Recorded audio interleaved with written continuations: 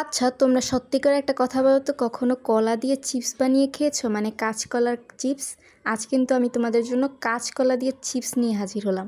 এখানে আমি প্রথমেই কাঁচকলাকে একদম পাতলা পাতলাভাবে স্লাইস করে নিয়েছি। তারপর এখানে হলুদের গুঁড়ো, মরিচের গুঁড়ো এবং স্বাদমতো লবণ নিয়েছি। এরপর এই উপকরণগুলোকে ভালোভাবে মিশিয়ে নিতে হবে। এরপর একটা কড়াইয়ে তেল গরম করে নিতে হবে, মানে কড়াইটা গরম করে তারপর সাদা তেল দিয়ে দিতে হবে। তারপর এই কলাগুলোকে আস্তে আস্তে এই তেলের ভিতরে ছাড়তে হবে।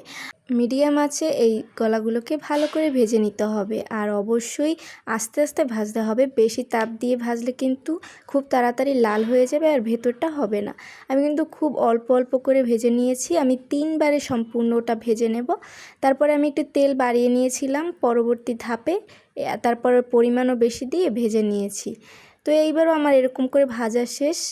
আর আমি ভাজতে ভাজতে কিন্তু অনেকগুলো চিপস খেয়ে নিয়েছি, আর এর শব্দ শুনলে বুঝতে পারবে এটা কতটা ক্রিস্পি হয়েছে। খেতেও কিন্তু দুর্দান্ত মজা। দেখো আমি এবারেও কিন্তু অনেকগুলো ভেজে নিয়েছি, আর তোমরা বলবে এত কম কেন? আমি কিন্তু আগেরগুলো সব রান্না করতে করতে খেয়ে ফেলেছি, সরি ভাজতে গিয়ে।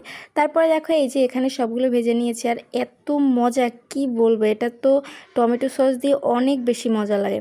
আর দেখো আমি ভেঙে দেখাচ্ছি কতটা ক্রিস্পি হয়েছে। আসলে অনেকে বলবে কলা দিয়ে কীভাবে চিপস তৈরি করা যায়, দেখিয়ে দিলাম। আর এবার আমি টেস্ট করে বলবো কীরকম হয়েছে। আসলে আমি তো আগে খেয়েই ফেলেছি, কিন্তু এত মজা, মানে একবার যদি তুমি মুখে দাও বারবার দিতে মন চাইবে, আর একদম এক বসায় শেষ হয়ে যাবে। তাই তুমি যদি ঘরে বানাও একটু বেশি করে বানাবে, তাহলে কিন্তু আর সমস্যা হবে না। অল্প করে বানালে কিন্তু তাড়াতাড়ি শেষ হয়ে যাবে।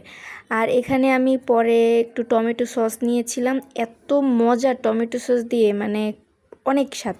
কি বলবো গাইস, তোমরা যদি বাসায় ট্রাই করো তাহলেই বুঝতে পারবে। আর অবশ্যই যদি ভিডিওটা ভালো লাগলে একটা লাইক করে যাবা আর একটা কমেন্ট করে যাবা, ঠিক আছে? আর এরকম ইউনিক রেসিপির জন্য আমার পেজটাকে ফলো করে দাও।